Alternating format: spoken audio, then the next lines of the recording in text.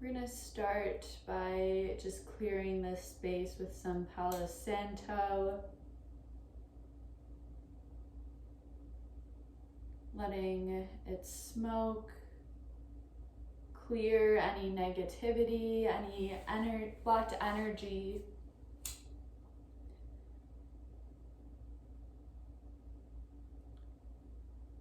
And really just cleanse the space. So we're entering a practice with the intention to stimulate euphoria.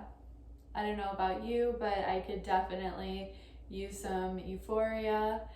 And what I categorize with that as well is like creativity, stimulation, all of that sounds really great right now. It's been a little bit of a slow week inside of a slow month, and I would like to get the ball rolling on all the potential that lies ahead. So clearing the space of any blocks, any negative energy,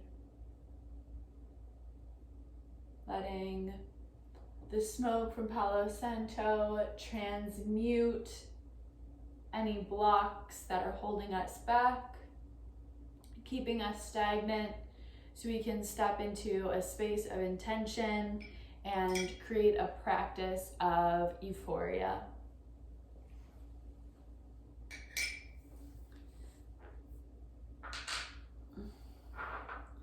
So I have some copper here with us, as well as some tourmaline.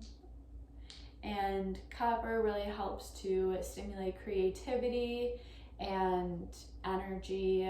Tourmaline helps to clear any negativity and absorb any blocks. So I would really like to set the intention for this practice to be euphoric. I want it to stimulate our creativity. I want us to step into our pure potential. And that might mean feeling uncomfortable at times to get to a place where we are shedding our ego and really stepping into what our body is capable of doing, especially if we're holding ego eradicator for some time or breath of fire.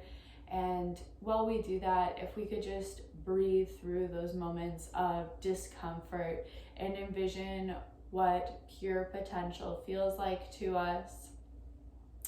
And remembering that when we have our eyes closed in different asanas in the Kundalini practice, that we're envisioning that energy rising from our root chakra and shooting out of our third eye. This gives us a center of focus when it might feel a little bit more chaotic or, like I mentioned, uncomfortable. Focusing on that energy point through the third eye helps to draw that energy from the root chakra to a more higher dimension and takes us out of our ego and connects us with our higher self. So just something to keep in mind throughout our practice, to come back to that focus on the third eye.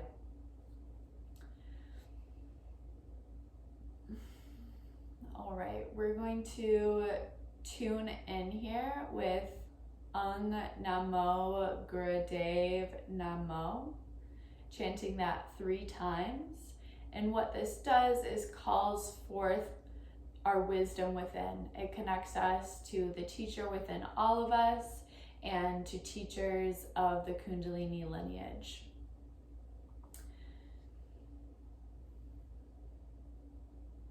So we're going to take a deep breath and then chant Ang Namo Gurudev Namo 3 times.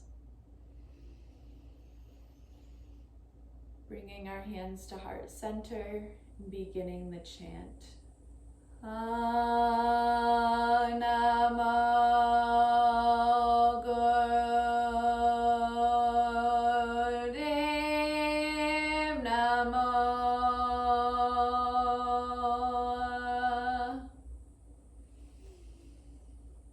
Ang Namo Gurudev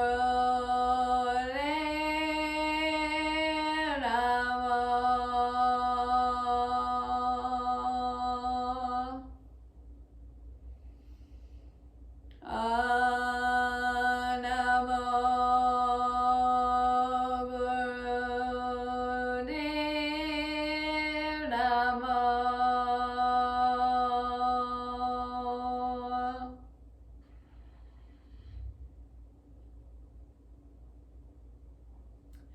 So starting with some pranayama or breath work technique, we're going to have our thumb extended and our pinky finger extended.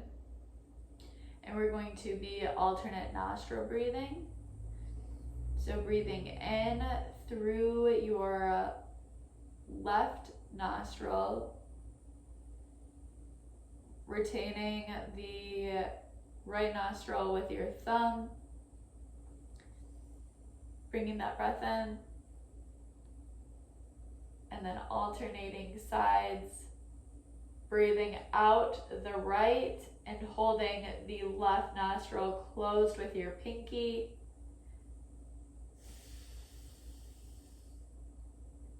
Breathing in the right nostril with your pinky over the left nostril.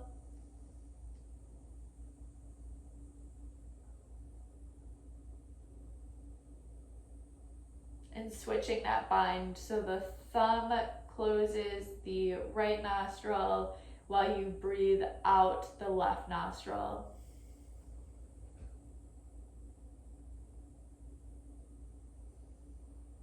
And continuing that pattern of in through the left,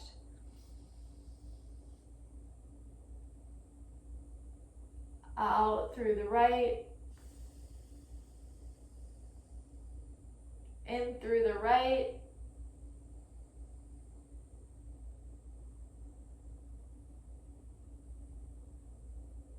out through the left.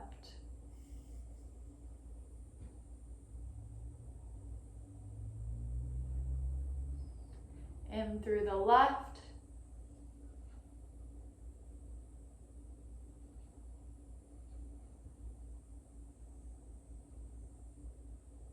out through the right,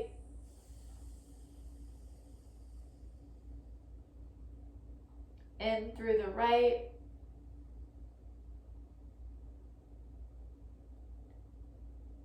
and continuing this pattern while envisioning any negativity leaving our body on the exhale and filling with new prana or life force on the inhale.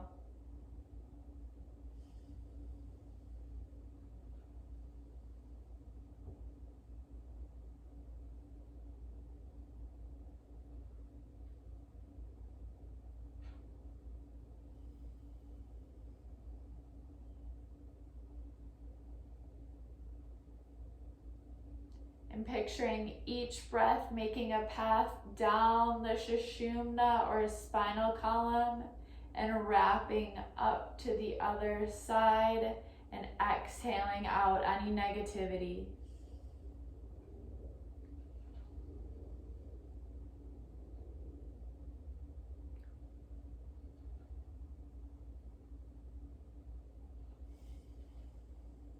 Exhaling out stress and anything that no longer serves you.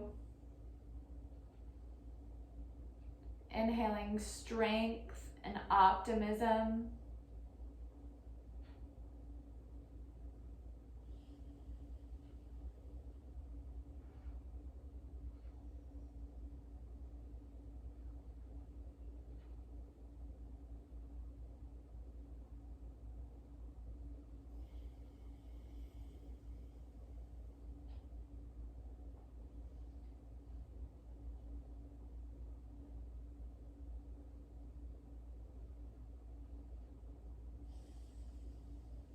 Staying with our breath, and if we're losing focus, remembering to take that internal gaze to the third eye.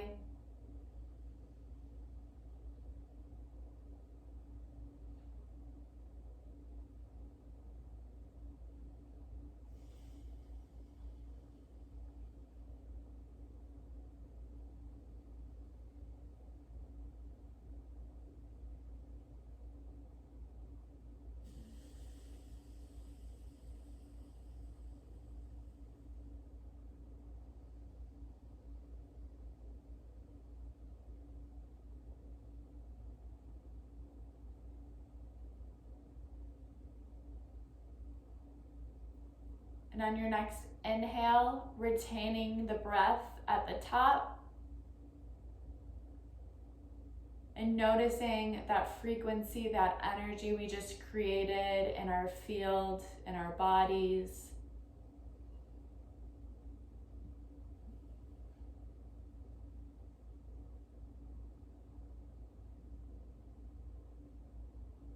And continuing to draw deep grounding breaths throughout our practice, even at these moments where we take a pause to reflect.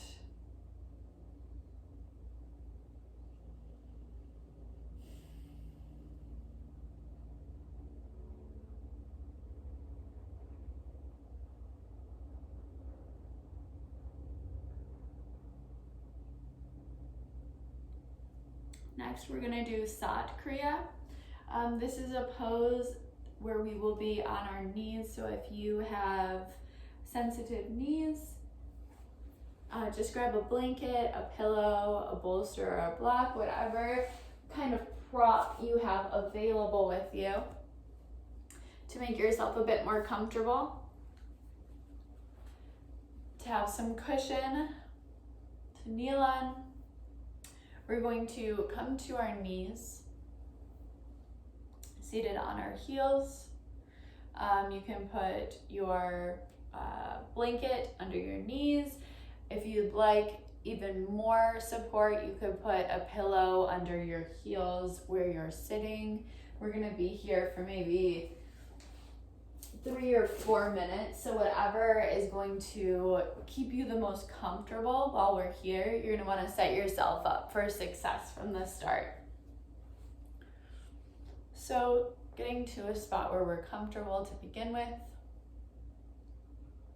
we're going to be raising our arms above our heads and locking the fingers either in temple mudra, which is our pointer fingers connected and then our thumbs crossed, or we can just simply put our palms together with our hands in the air. So whatever you are feeling most, temple mudra is said to be a more powerful and intentional connection to the divine. So that is my mudra of choice, but you do whatever you are feeling like today. So sitting up with a straight spine, in addition to keeping our arms extended above our head, being aware that we're pulling our shoulder blades down our back and creating space for our neck. And this pose is going to be focused on the breath and the spinal movements that we're doing. So to start, we're going to contract the belly button to the spine, breathing out and saying Sat, and then we're going to release and have a passive inhale with Nam. So engaging Mula Bandha or root lock, just pulling the pelvic floor up about 3 or 4%, just a slight contraction in your rectum and genitalia area, and focusing on the Sat, Nam, Sat, Nam, Sat, Nam. And the more aggressive of a push you are doing, the more that energy is stimulated to rise from our root chakra up to our higher chakras, to the third eye and crown. And in Kundalini yoga, that is what we are really practicing, is taking that energy and raising the vibration, and it's focused to release through the upper chakras. And this is a pose, or this is a kriya that might be a little bit more uncomfortable.